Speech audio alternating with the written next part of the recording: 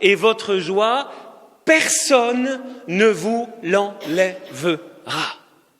Et cette dernière promesse nous concerne. C'est-à-dire que Jésus nous donne une joie que, si nous faisons ce qu'il faut pour ça, personne ne pourra nous l'enlever. D'où les questions que je me suis posées en lisant ces textes hier. Où en sommes-nous, de notre joie chrétienne, de cette joie des disciples? Est-ce que nous avons laissé quelque chose ou quelqu'un, ou des épreuves, ou des souffrances, ou toutes sortes de choses, nous enlever, en tout cas en partie, cette joie? Et si oui, comment la récupérer? Ça, c'est une bonne question. C'est par le Saint-Esprit que nous expérimentons la présence du Roi des Rois, du Seigneur des Seigneurs, et c'est donc par le Saint-Esprit que cette joie grandit. C'est pas, vous voyez, le Saint-Esprit, il nous donne pas une joie parce que c'est le Saint-Esprit, donc il vient et on est très content parce qu'il y a le Saint-Esprit. Non, c'est beaucoup plus que ça. Bien sûr, c'est cela aussi, mais parce que le Saint-Esprit nous permet de vivre une relation vivante avec Jésus vivant, et donc c'est comme si le Saint-Esprit faisait en sorte que Jésus est celui qui était, qui vient, qui ne cesse de venir. Donc s'il ne cesse de venir, notre joie ne cesse d'être là et ne cesse de grandir, et personne peut nous l'enlever. Vous me suivez? Ça va? Je ralentis.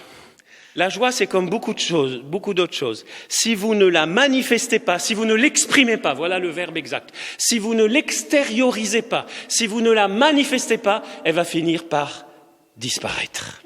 Voilà pourquoi, à mon humble avis, la parole de Dieu est remplie d'expressions de joie physique.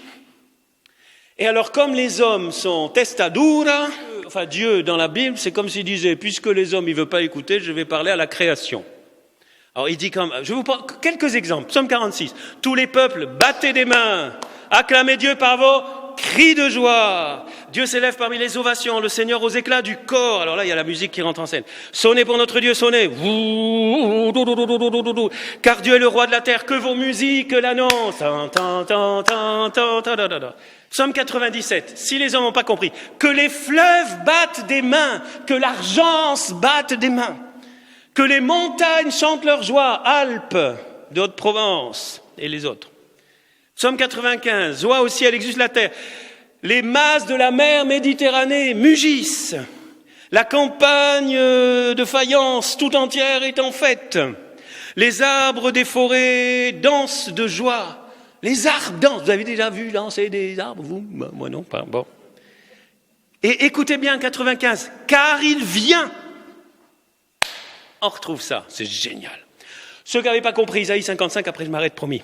Isaïe, il n'y a pas que les psaumes. Montagnes et collines à votre passage éclateront en cris de joie. Et tous les arbres de la campagne applaudiront.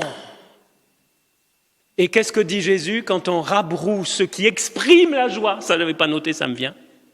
S'ils se taisent, les pierres crieront.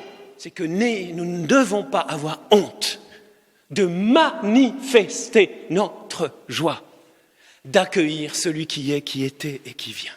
Chacun à sa façon. Être comme des enfants. Et d'ailleurs, la solution, Jésus nous la donne. Je te bénis, Père, j'exulte de joie. Pourquoi? Parce que tu as caché cela aux sages et aux intelligents. Ça ne veut pas dire qu'il ne faut pas être sage et intelligent, mais tu l'as révélé aux tout petits. Et ça, c'est la clé. C'est la clé. Est-ce que le petit bébé, parce que tout petit en grec, c'est vraiment le petit de petit, hein, c'est le baby, hein, c'est vraiment le nouveau-né presque.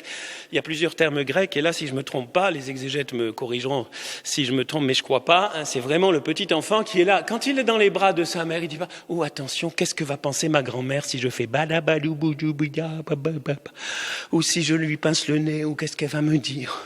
Parce qu'il n'y a pas plus contagieux que la joie. Quand il rencontre des disciples joyeux, heureux, pas forcément, vous savez, c'est pas une histoire de sourire, ou ça, on peut être joyeux sérieusement, mais ils sentent qu'il y a une joie profonde qui est plus forte que tout. C'est hyper contagieux, mais beaucoup plus que le Covid-19. Hyper, et tous les masques et les gels et les mesures barrières ne pourront rien faire. Cette joie, elle va transpercer tout, elle va transpercer le cœur, parce que c'est la joie du Christ ressuscité.